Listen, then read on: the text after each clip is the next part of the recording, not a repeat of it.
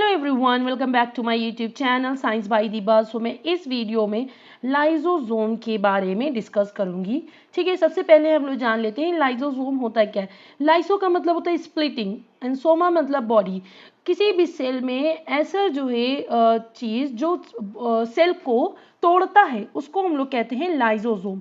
ये cytoplasmic organelle होता है, यानी साइटोप्लाज्म में पाया जाता है। ठीक है, ये मोस्टली प्रेजेंट होता है यूकैरियोटिक सेल में। किसमें प्रेजेंट होता है? मोस्टली यूकैरियोटिक सेल में and most abundant in phagocytic, यानी जो है ये ज़्यादातर फेगोसाइटिक फॉर्म में होता है। ठीक है, देखो यहाँ पे आपको एक सेल बनाया हुआ दिखा रहे हैं। ये इसका बाहर वाला ये दैट इज कॉल्ड ये मेम्ब्रेन इसको बोलते हैं। और इसके अंदर जो है ये एंजाइम्स होता है। इसकी पहचान कैसे होती है? जो लाइजोसोम होता है ये सिंगल मेम्ब्रेन होता है।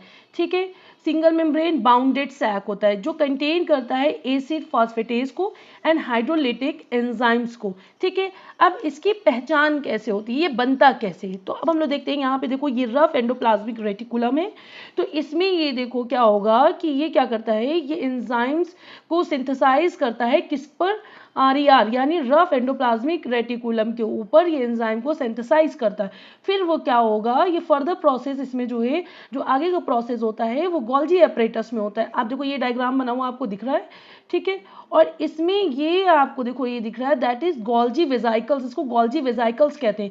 इस प्रोसेस में क्या होगा, जो एंजाइम्स होते हैं वो अलग हो जाते हैं बर्ड के फॉर्म में। देखो ये है, ये अलग हो रहे हैं। ठीक है, जिसको हम लोग गोल्जी वेसिकल्स कहते हैं या फिर इसको प्राइमरी लाइजोसोम कहते हैं। ये बात क्लियर हो गई। अब इसके स्ट्रक्चर की बात करते हैं। देखो लाइजोसोम होता है ये बहुत स्मॉल होता है, मेम्ब्रेन बाउंड ऑर्गेनल्स होता है। ये एनिमल सेल में पाया जाता है। ये कंटेन करता है वेरियस एंजाइम्स को जो कि रिस्पॉन्सिबल होते हैं किसके लिए? Breaking down waste material. जो भी वेस्ट मटेरियल होते हैं उसको तोड़ने के लिए रिस्पॉन्सिबल होते हैं। ये सेल्यूलर डेब्रिस, यानी सेल्यूलर डेब्रिस का मतलब क्या होता है कि ऑर्गेनिक वेस्ट है जो बच जाता है। जब कोई सेल मर जाता है तो उसके बाद जो ऑर्गेनिक वेस्ट होता है वो बच जाता है, उसको हम लोग कहते हैं सेलुलर डेब्रिस।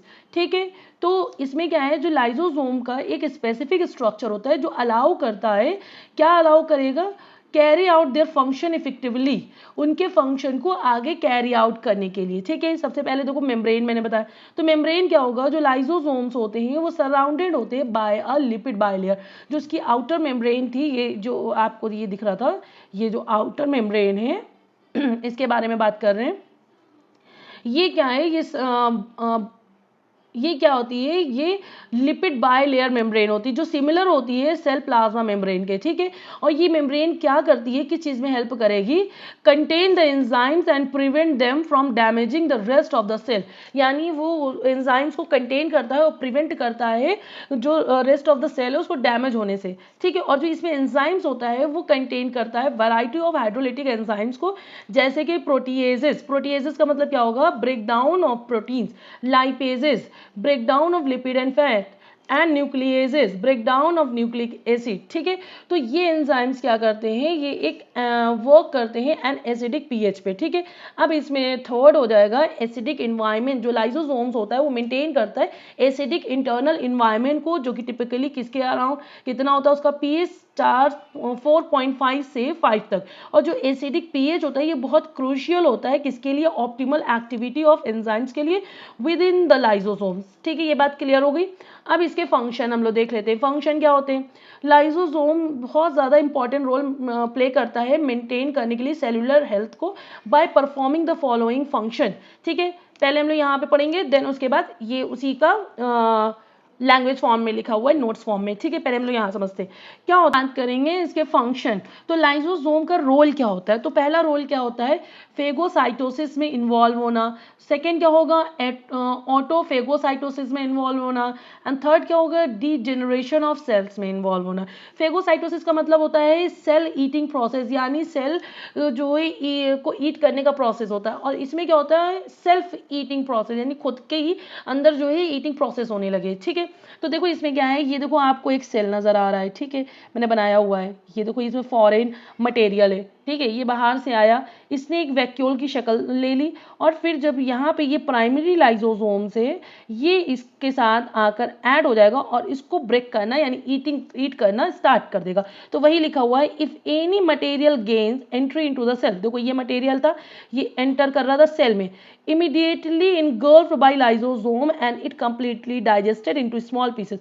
ये देखो ये अंदर एंटर हो गया, तो ये लाइसोसोम्स ने क्या करा था, इसको कंप्लीटली डाइजेस्ट कर देता और स्मॉल पीसेस में, ठीक है, डाइजेस्ट करना स्टार्ट कर देता, ब्रेक कर देता।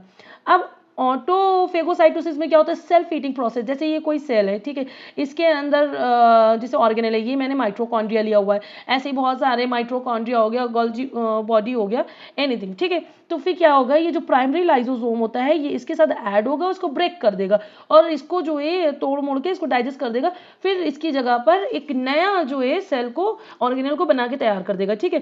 तो जो old worn part of the cell होते हैं, यानी जो पुराने पार्ट ऑफ द सेल होते हैं, वो डाइजेस्टेड हो जाते हैं लाइसोसोम के द्वारा और ये हेल्प करते हैं to recycle of cellular material and renew of the cell, यानी नया सेल बनाने में इनकी हेल्प करते हैं। डिजनरेशन में क्या होगा, ये इसमें इस दौरान क्या होता है कि जब ड्यूरिंग डेवलपमेंट प्रोसेस जो है ये डिजनरेशन ऑफ सेल होता है। सपोज एक एग्जांपल दे रहे हैं, जब एम्ब्रियो में बेबी होता है तो उसके अंदर टेल होती है, तो वो टेल जो है टेल ऑफ फ्रॉग वो रिमूव हो जाती है, उनकी फिंगर आपस में अटैच होती है, ठीक है, तो वो सेपरेट होने लगती है। तो ये एक ड्यूरिंग डेवलपमेंट प्रोसेस जब बन रहा होता है बच्चा, उस दौरान जो उनमें होता है, बाद में वो चेंज हो जाए तो उसको हम लोग कहते हैं डिजनरेशन ऑफ सेल। तो यही चीज यहाँ पे लिखी हुई है, इंट्रासेल्युलर डाइजेशन होता है, वेस्ट रिसाइकलिंग होती है, digestion of extra cellular material होता है एंड प्रोग्राम सेल डेथ। तो इंट्रासेल्युलर में क्या लिखा है, जो लाइसोसोम्स होता है वो रिस्पॉन्सिबल होता है किस चीज के लिए, breaking down of various material the cell no longer need. ऐसे जो है मतलब अंदर के साइड में कोई एक सेल होता है जिसकी ज्यादा टाइम तक जरूरत नहीं होती है, उसको ये लाइसोसोम क्या करता है, ब्रेक कर देता है, और इंक्लूडिंग ओल्ड ऑर्गेनल, और जो है जो ओल्ड ऑर्गेनल्स होते हैं उनको भी लेके सेल्यूलर डेब्रिस। मैंने सेल्यूलर डेब्रिस का मतलब क्या बताया था, ऐसे जब सेल डेथ हो जाती है जो एक्स्ट्रा वेस्ट मटेरियल होते हैं उनको हम लोग सेल डेब्रिस कहते हैं, ठीक है। और जो foreign particle like bacteria and virus होते हैं जो अंदर आ रहे होते हैं, तो इस प्रोसेस में क्या होता है, ये इसको लाइसोसोम क्या करेगा, ब्रेक करने लगता है, उसको मटेरियल को तोड़ देता है, उसको डाइजेस्ट कर देता है। तो ये पूरे प्रोसेस को हम लोग क्या कहते हैं, ऑटोफेगी, ठीक है। अब वेस्ट रिसाइकलिंग में क्या होगा, जब ब्रेकिंग डाउन होता है ओल्ड और डैमेज सेल्यूलर कंपोनेंट का, तो लाइसोसोम हेल्प करता है recycle of component that can still be useful.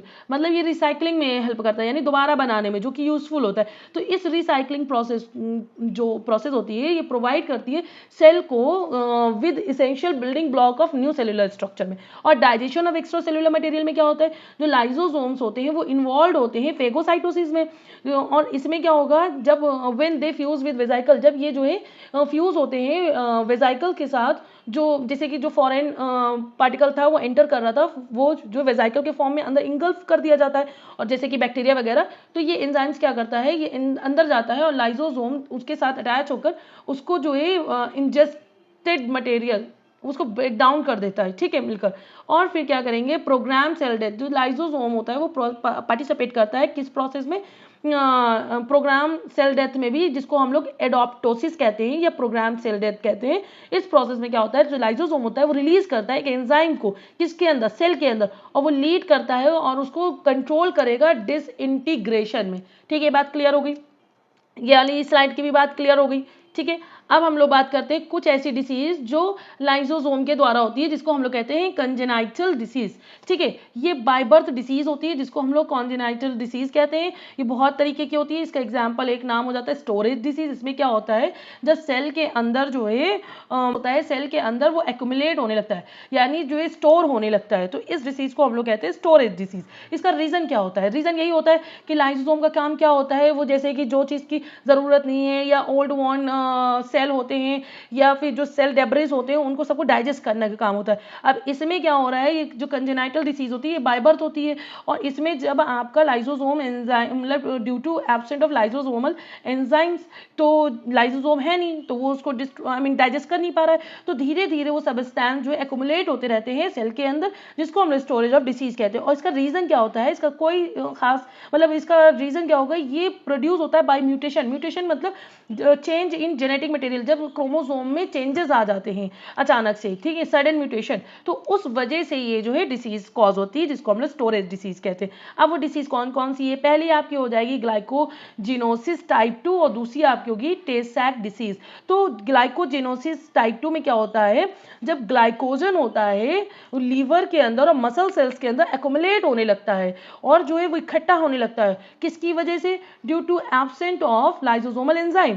और ये क्या कॉज करेगा, एबनॉर्मल फंक्शनिंग ऑफ लिवर या functioning of liver and muscles. ठीक है, ये बात क्लियर हो गई। तो इसमें क्या हुआ ग्लाइकोजिनोसिस में, जब ग्लाइकोजन जो है लीवर एंड मसल सेल्स में धीरे धीरे एक्युमुलेट होने लगता है, इकट्ठा होने लगता है, वो due to absent of lysosomal enzyme. ठीक है, अब टे सैक में क्या होता है, जब लिपिड ब्रेन सेल में एक्युमुलेट होने लगती है, इकट्ठा होने लगती है, किस वजह से, due to absent of lysosomal enzyme. तो ये क्या कॉज करती है, मेंटल रिटार्डेशन को कॉज करती है।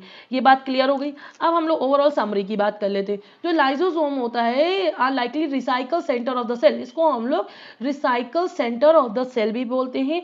ये ब्रेक करती है वेस्ट मटेरियल को और रिसाइकल यूजफुल कॉम्पोनेंट, और जो यूजफुल कॉम्पोनेंट होती है उसको रिसाइकल कर देती है और हेल्प करती है cellular health by disposing of harmful substance. और ये एंजाइम्स क्या होता है, within lysosomes work best in acidic environment. ये अच्छा कब काम करता है, जब ये एसिडिक एनवायरनमेंट में होता है। एंड जो लाइसोसोमल मेम्ब्रेन होती है ये प्रिवेंट करती है दीज एंजाइम्स को from harming the rest of the cell. ठीक है, आई होप सो आपको ये पूरी स्लाइड समझ में आ गई होगी। सो ऐसे ही इंटरेस्टिंग वीडियो के लिए प्लीज मेरे चैनल को सब्सक्राइब, लाइक एंड शेयर करना मत भूलिएगा। Thank you so much and keep support me.